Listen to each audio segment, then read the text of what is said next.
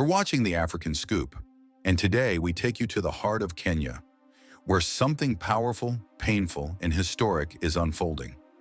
A wave of protest is sweeping across the country. From the streets of Nairobi to the quiet corners of Migori County, citizens are demanding answers, demanding justice. And the name at the center of it all is Albert Ojwang.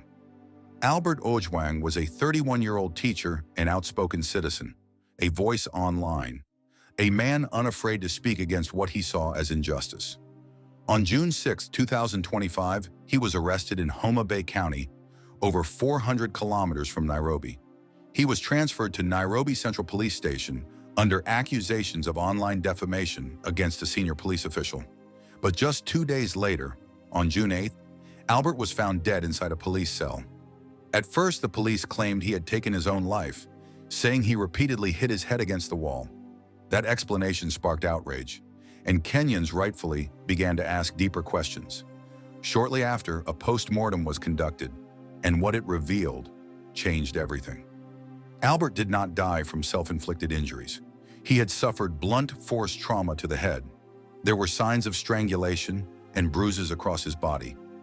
These findings contradicted the initial police narrative and gave fuel to the fire already burning in the hearts of many. President William Ruto addressed the nation days later. In a rare and significant move, he acknowledged that Albert had, in fact, died at the hands of the police, a statement that shifted the tone of national conversation.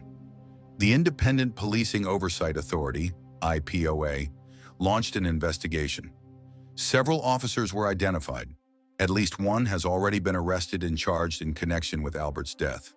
But for many Kenyans, it's not enough. What began as candlelight vigils and peaceful marches has now escalated.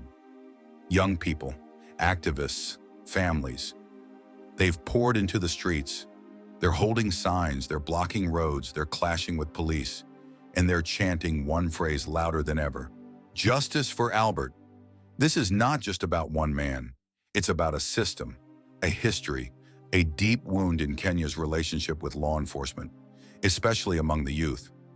Many protesters say they are tired of being afraid, tired of watching people disappear in custody, tired of investigations that go nowhere, tired of a system where accountability feels optional. In Migori County, Albert's hometown, emotions are raw. Local leaders, family members, and friends are calling for calm, but also for truth.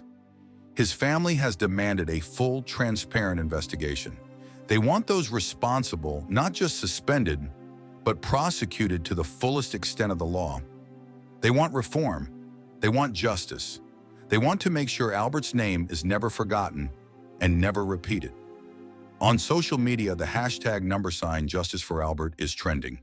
Videos of protests have gone viral. Scenes of tear gas, water cannons, burning tires. They paint a picture of a nation at a crossroads. But amid the chaos, one thing remains clear. Kenya's youth are not backing down, and this may be the start of a much larger movement, not just for justice, but for a new kind of accountability in Africa. Now, as a platform, the African Scoop believes in truth, balance, and facts. We do not incite violence. We do not take sides. But we do believe that every African life matters and that every death deserves an honest answer. This case is not closed. More arrests may follow. Reforms may come.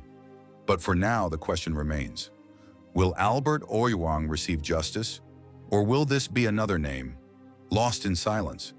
We'll keep you updated as this story develops. If you believe in justice, if you believe in truth, then help us tell the story the world needs to hear.